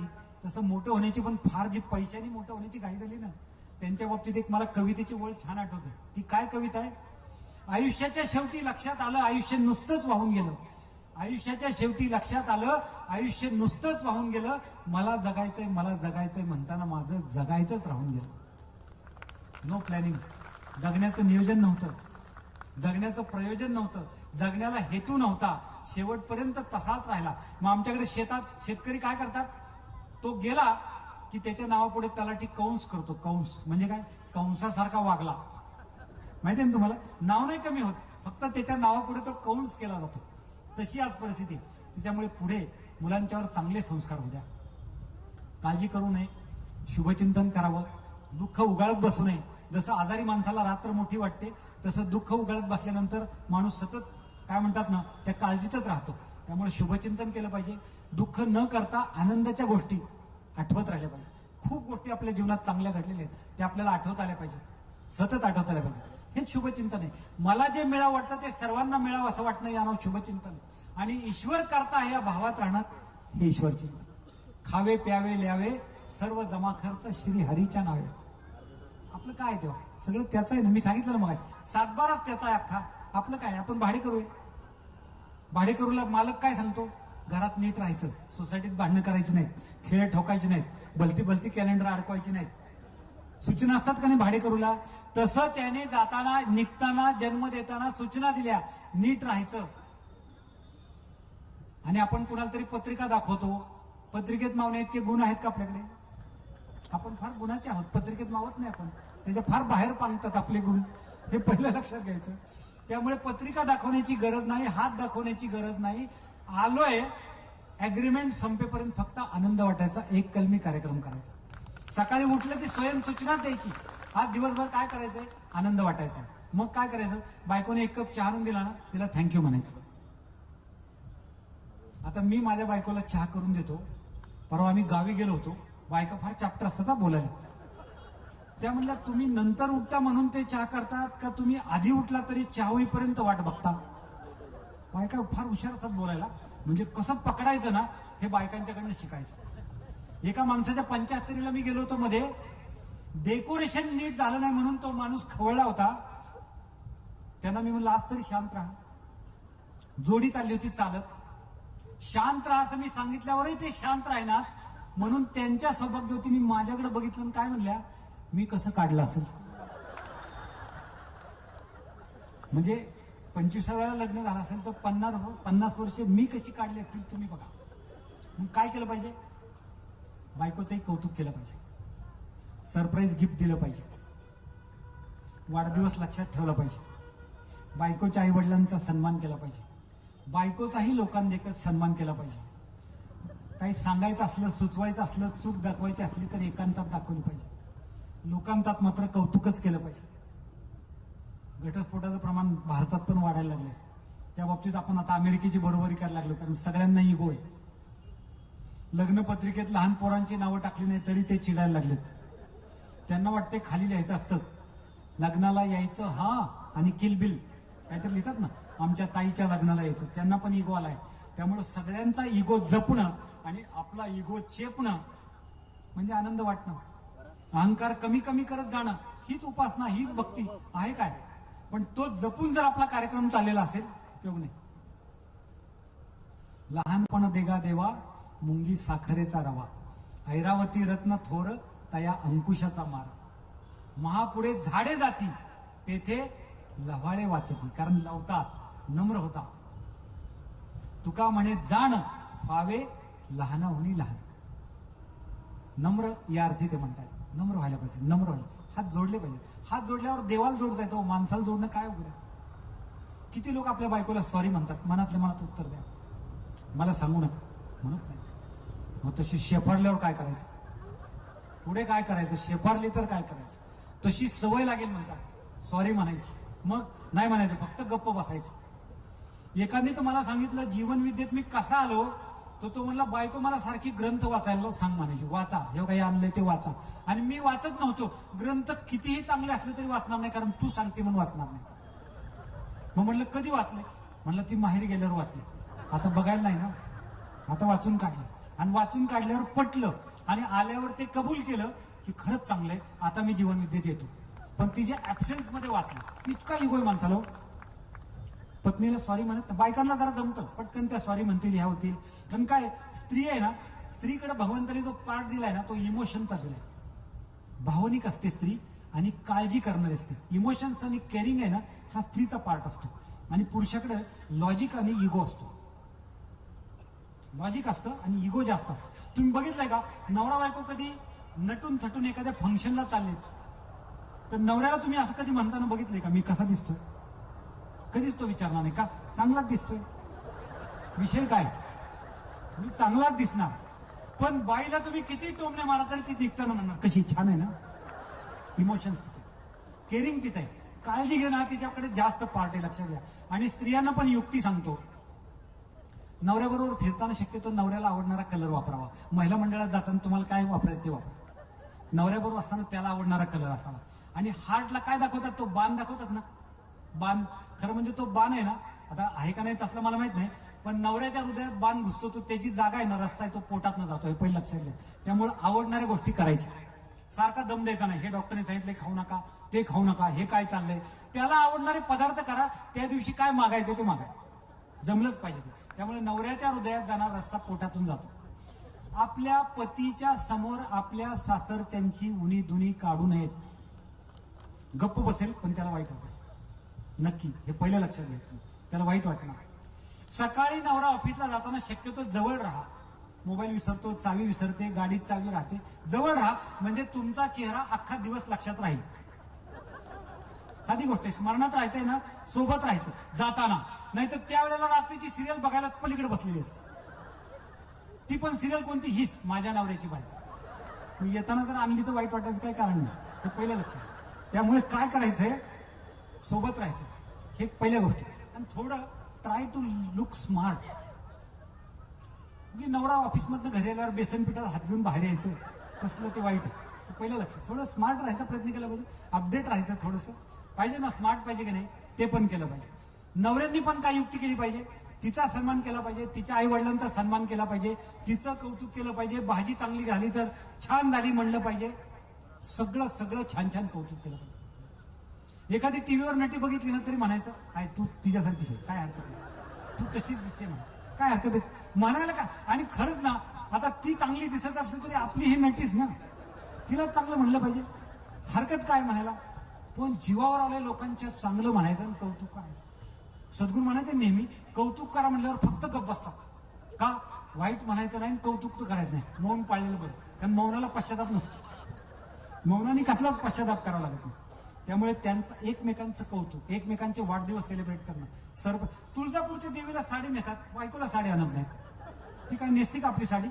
उलट मागच्या दाराने विकायला येते पुढे. ती कशाला नेसेल साडी? आपली साडी तुळजापूरची देवी थोडीच नेसणार आहे. आपली घरातलीच देवी आपली साडी नेसणार, छान आहे म्हणणार, थँक्यू म्हणणार. तिला साडी आणली पाहिजे. मुलांच्या बरोबर बोलताना मस्त आनंदात राहा. मुलांचं कौतुक करा, त्यांना मोटिवेट करा, त्यांना एनकरेज करा. आणि जुन्या जुन्या गोष्टी सांगू नका. आता पोरांना, पोरं स्मार्ट झाली. मी काहीतरी श्रावण बाळाची गोष्ट सांगायची. कावडीत नेलं, काशीला गेलं. आता पोरं इतकी अडाणी राहिले तुझ्या. ते पोरगा म्हणतं केसरीला फोन करा, अख्ख्या जगात जाल. कुठं आता कावड घ्यायची? काय घोळ चालवलाय तुम्ही म्हणलं. तू फार मागे वावरताय तुम्ही. आपल्यापेक्षा पोरं स्मार्ट आहेत बघा तुम्ही. मोबाईल त्यांच्याकडनं शिकावं लागतो, गॅजेट पोरांच्याकडनं शिकायला. इतकी पोरं स्मार्ट आहेत. आणि पोरांना एनकरेज करावं. काय पंतप्रधान व्हायचं म्हणलं ना तरी घाबरू नका, म्हणा होणार आहे म्हणून. चावला तर पोरगा पंतप्रधानच आहे ना. आपलं तर त्याच्यापेक्षा परिस्थिती चांगली. काय प्रॉब्लेम आहे? खालून माणूस वर जातोय ना, प्रॉब्लेम काय ठेवा. मुलीला तर फार प्रेम द्यावं. मुलगी तर बिचारी काय ट्युशन झाली, क्लास झाली, नांदायला जाते 2 दिवसाची पाहुणी. आता बघा तुम्ही, ज्यांना जाणवत असेल, बरोबर ना केळकर साहेब, अमेरिकेला गेल्यावर लक्षात येत असेल काय होतंय ते. व्हॅक्यूम येते, पोकळी लक्षात घ्या तुम्ही, फार मोठी पोकळी तयार होते. गावातल्या गावात मुलीचं सासर असलं तरी वाईट वाटतं हो जाताना. लहानपणापासून वाढवलेलं, आनंदाने खेळवलेलं, किती लाड पुरवलेले असतात. आणि मग बोलणं घडलं नसलं, प्रेम देणं घडलं नसलं ना, तर नंतर पश्चाताप होतो. अरे हे करायचंच राहून गेलं हो. खूप प्रेम द्यायला पाहिजे होतं, खूप आनंद वाटायला पाहिजे होता, राहून गेला. मुलं टेकन फॉर ग्रँटेडच असतात. मुलं कुठं जात नाहीत. ते म्हणतात काय म्हातारा जाते कुठे, ते आपल्याजवळ. पण मुलांना पण प्रेम दिलं पाहिजे, त्यांना मोटिवेट केलं पाहिजे. घरात वृद्ध आई वडील असतात ना, जॉईंट फॅमिलीची सध्या फार खराब झाली परिस्थिती बघा. सगळ्याला नकोच आहे. मुलींच्या अपेक्षा जर बघितल्या ना, मी आता कोणतं आहे वधूवर मंडळ एक पुण्यात आहे, तिथे गेलो होतो तर ते म्हणले कुणीच नको त्याला, तो एकटाच पाहिजे. आता कुठनं बनवून आणायचा का काय कारखान्यातनं, काय भानगड, कसं काय आणायचं कुठनं त्याला? आजूबाजूला कुणीच नको, आई नको, बाप नको, आजी आजोबाला घरात असले तर म्हणतात तिथं द्यायचीच नाही मुलगी.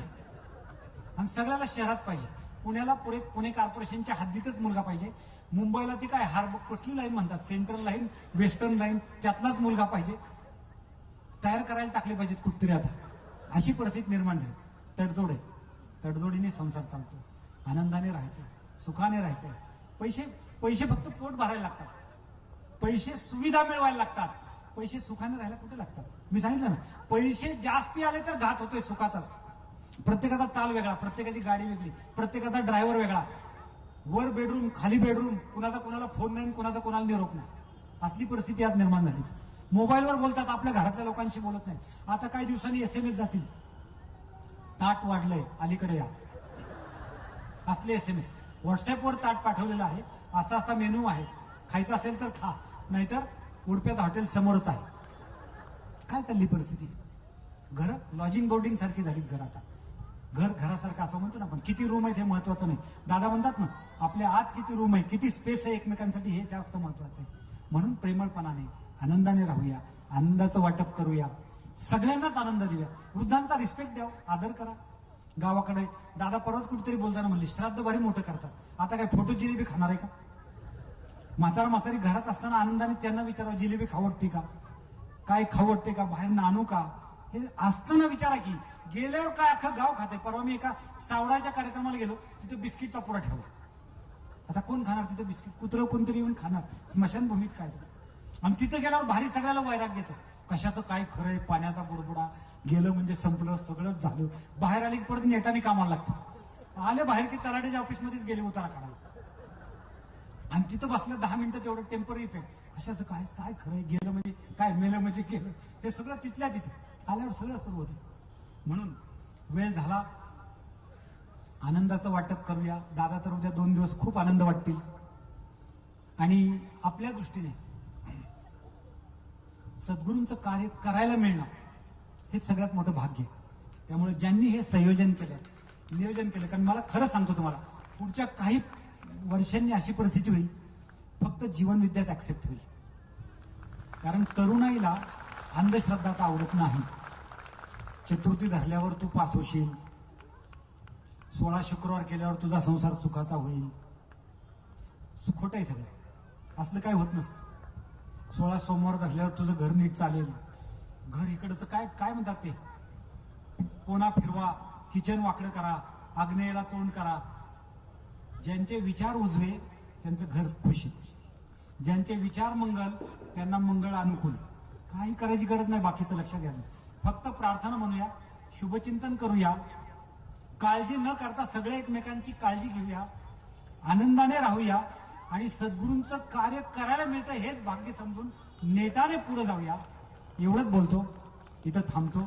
जय सद्गुरू, जय जीवनविद्या. सद्गुरूंचे ग्रंथ आणले. खरं म्हणजे दादांचे जे वेबिनार चालू आहेत आता, एव्हरी 3rd संडे सकाळी 10 ते 11. तरुणाई, कोणीतरी म्हणलंय ना की या देशातले तरुण कोणतं गाणं म्हणतात त्याच्यावर त्या देशाचं भवितव्य मी सांगतो. जर जीवनविद्येचं गाणं म्हणू लागले ना तर या देशाला फ्युचर आहे. पण ते काय म्हणतात, दिल तो पागल है, भविष्य काय राहणार, पागल. त्यामुळे आपल्याला हे जर चित्र बदलायचं असेल तर तरुणाईला जे दादांचं सध्या मार्गदर्शन चालू आहे रिगार्डिंग एव्हरीथिंग, बॅलन्सच करायचा लाईफचा. करिअर आहे, संसार सुखाचं करणं आहे, घरातल्या लोकांशी नातेसंबंध, कॉर्पोरेटला काम करत असाल तर तिथे रिलेशन कसे वाढवायचे त्या संबंधी दादांचं मार्गदर्शन चालू आहे. स्पिरिच्युअल विजडम सारखा इतका सुंदर कोर्स नॉन मराठी लोकांना सुद्धा आवडतो. काल मला उर्मिलांनी सांगितलं, if you want to be great, be grateful. हे वाक्य तिला इतकं भावलं आणि दादा म्हणले ऍडव्हान्स मध्ये थँक्यू म्हणायला सुरुवात करा. अजून त्याने आपलं काम केलं नाही तोवरच आधी म्हणायला सुरुवात करा, तो आपल्याला अनुकूल होईल, फेवरेबल होईल. अशा युक्त्या, जीवनविद्या युक्तियोग सांगते. बाकीच्या योगापेक्षा जीवनविद्येने युक्तियोगाला महत्व आहे. एका बाजूने भगवंताशी युक्त व्हायचंय आणि एका बाजूने आनंदाशी युक्त व्हायचंय. आणि आनंद म्हणजेच भगवंत आहे. त्यामुळे मला स्वतःला जर विचाराल, मला सुख संवाद करायला आलं तर मी असं एवढंच एका वाक्यात सांगत असतो की लोक म्हणतात ना, एखादा आनंदात असल्यावर काय म्हणतात, अहो तुमची 5 बोटं तुपात येतो. मी म्हणतो 5 बोटं नाही, मी अख्खा तुपात आहे, अख्खाच तुपात आहे. इतकं आनंदात असतंय सगळं. कुटुंबामध्ये नातेवाईक मिळाले आनंदात, सगळे आता जीवनविद्येतलेच नातेवाईक मिळाले, शीतलताई गोरेंसारखे, हे गुमास्ते कुटुंब. काय लागते आनंदात राहिलं, काय लागते? कारण ते सारखं आनंदच वाटायचं काम करतात, आपण त्यांना आनंद द्यायचं काम करतो. देवघेव चालली ती आनंदाचीच चालली, विड्रॉल पण तीच आहे, डिपॉझिट स्लिप पण तीच आहे. त्यामुळे बॅलन्स सतत वाढत राहतोय. ते पुण्य मिळवतायत, आपण पुण्य मिळवायचा प्रयत्न करतोय. सगळ्या बाजूने आपण सुखी झालं पाहिजे. आणि खरं तुम्हाला सांगू का, पै फॅमिली ही जगाला मिळालेली गिफ्ट आहे. गिफ्ट आहे. सगळ्यात मोठं परमेश्वराने प्रेझेंट काय दिलं असेल ना, जसं ज्ञानेश्वरी पुण्यस्मरण सोहळा करायचो ना, तसं ह्या आधुनिक ज्ञानेश्वरांचं स्मरण सोहळा याचा. हे लक्षात घ्या. का? त्यांच्या लक्षात आलं 750 वर्षापूर्वी जरा लवकरच आटपलं त्यांनी, बरोबर ना. 22व्या वर्षी गेले ना, थांबले म्हणूया, काय जे नाव द्यायचं ते द्या. त्यामुळे त्यांना असं वाटलं की उर्वरित कार्य बरंच शिल्लक आहे, परत येऊया. आणि परत आले, सद्गुरू रूपाने आले, ज्ञानेश्वर महाराजच आले, परत आले. परतही जेवढं शक्य आहे तेवढं वाटलं आणि परत ज्ञानपीठाच्या रूपाने व्यवस्था करून मग गेले. आणि का गेले? अजून कुठेतरी जास्ती आवश्यकता असेल तिथं जायला लागेल, करायला लागेल. आणि ती जबाबदारी ज्यांच्याकडे कर्तृत्व आहे, नेतृत्व आहे, दातृत्व आहे, सगळं आहे, ज्ञान आहे, अशा दादांच्याकडे सोपवलं. आणि दादांच्या रूपाने आपल्या सगळ्यात मोठी गिफ्ट दिली सद्गुरूंनी. आणि आता फोकस झाला कशावर? जग सुखी करण्यावर. जग सुखी करण्यावर. बघा, परवा एका मुलाने वाईट वाटलं मला म्हणल्यावर. तो म्हणला, तुला कोण व्हायचंय म्हणल्यावर लहान मुलगा म्हणतो मला टीव्ही व्हायचंय. म्हणलं का? टीव्ही झाल्यावरच आईबाप माझ्याकडे लक्ष देतील, कारण ते सारखे टीव्हीच बघतात, मग माझ्याकडे लक्ष देतील. पण मला असं वाटतं, तरुणाला मला सांगा वाटतं की 16व्या वर्षी शिवाजी महाराजांनी पहिला किल्ला जिंकला, काय लेवलचा कॉन्फिडन्स असेल. तेवढा कॉन्फिडन्स जर पाहिजे असेल तर जीवनविद्या दादांच्याकडून ऐका. आपल्या जीवनाचं सोनं करण्याची ताकद ह्या फिलॉसॉफीमध्ये आहे, ते करावं अशी आपल्या चरणी प्रार्थना करतो. शरीर साक्षात परमेश्वर आणि सैतान सुद्धा, हे ऐकून व्यसनं सुटली लोकांची, व्यसनाला व्यसन घालता आली. जरूर हा ग्रंथ आपल्याकडे ठेवा. स्त्रीला त्रास देणारी दुसरी कोण नाही, स्त्रीच आहे. सासऱ्याकडनं त्रास देण्याच्या केसेस फार रेअर घडतात. त्यामुळे स्त्रियांची हितगुज करताना स्त्रीने स्त्रीशी कसं वागावं, त्या सगळ्या प्रश्नांची उत्तरं, प्रपंच आणि पारमार्थिक प्रश्नांची उत्तरे तुमच्या अनुत्तरित प्रश्नांची या ग्रंथामध्ये सद्गुरूंनी दिलेली आहेत. ज्ञानेशांचा संदेश खरं म्हणजे 6व्या वर्षी चांगदेव पासष्टी, 16व्या वर्षी ज्ञानेश्वरी आणि 22व्या वर्षी जगाचा निरोप घेणं सोपी गोष्ट नाही. अलौकिक आहे, हे सगळंच दिव्यत्व आहे. त्यांचा संदेश जो आहे हरिपाठ, त्याचा एक्सप्लेनेशन म्हणूया, स्पष्टीकरण म्हणूया, या ग्रंथामध्ये दिलं. अमृत मंथन वाचून एका वकिलाचा संसार सुधारला. तुम्हाला माहिती आहे ना, वकील मुलगी किंवा वकील मुलगा सध्या अडचण असते लग्न करायची, कारण त्यांना सगळीच कलम माहिती असतात, त्यामुळे दोघं घाबरतात. पण अमृत मंथन वाचल्यावर वकिलाचा संसार नेटाने सुरू झाला, चांगला सुरू झाला. असं अमृत मंथन आहे. पहिल्याच धड्याचं पारायण रोज जरी केलं तरी बदल होणार आहे, शंकर म्हणतो तथास्तु. आणि हा ग्रंथ आहे ना, हा तर ज्ञानेश्वरीच्या तोडीचा आहे. परमेश्वर आहे का? प्रतिज्ञानेश्वरी असा ग्रंथ आहे हा. ह्याची पारायण करावी तेवढी थोडी, आणि आकलन करावा, आत्मसात करावा. पॉकेट बुक्स आहेत ना, आपण म्हणतो ना, खिशात मावलं पाहिजे. परवा एकाला तर मी सांगितलं हरिपाठ देत होतो, तो म्हणला नाही घाई प्रवासाला निघालोय. म्हणलं खिशात ठेवलं ना, ऍक्सिडेंट सुद्धा होणार नाही. का? ज्ञानेश्वरच बरोबर आहेत ना, बरोबर ना. तसं जीवनविद्या स्मरणी, सुविचार, आदर्श पालक, आदर्श विद्यार्थी, पेपरची लाईन टाकणारा मुलगा जर आता अमेरिकेत सायंटिस्ट असेल, त्याच्यापेक्षा वेगळी प्रगती काय करायची असती, हे त्या मुलांनी स्वतःचं मनोगत व्यक्त केलेलं आहे. विजय बापू गवंडी. आणि शॉर्ट मधली गीता ज्याला म्हणतो आपण, शांती सुखाचा राजमार्ग. आता दृष्टी कशी आपली? भेसळची दृष्टी. कोकणात म्हणतात ना, ह्या का सगळा पिवळाच दिसता.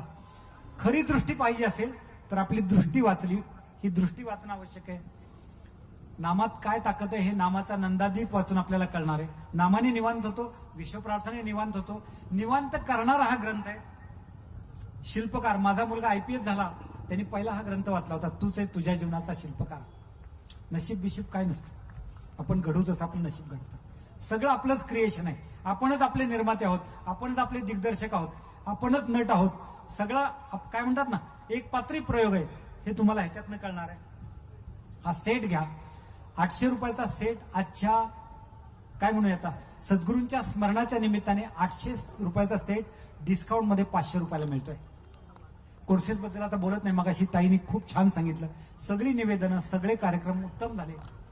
त्याबद्दल त्यांना धन्यवाद देतो, त्यांची कृतज्ञता व्यक्त करतो, कौतुक करतो आणि तुम्हाला हा सेट विकत घेऊन घरी वाचून आपलं लाईफ सेट करण्याची प्रार्थना करतो. थँक्यू, धन्यवाद.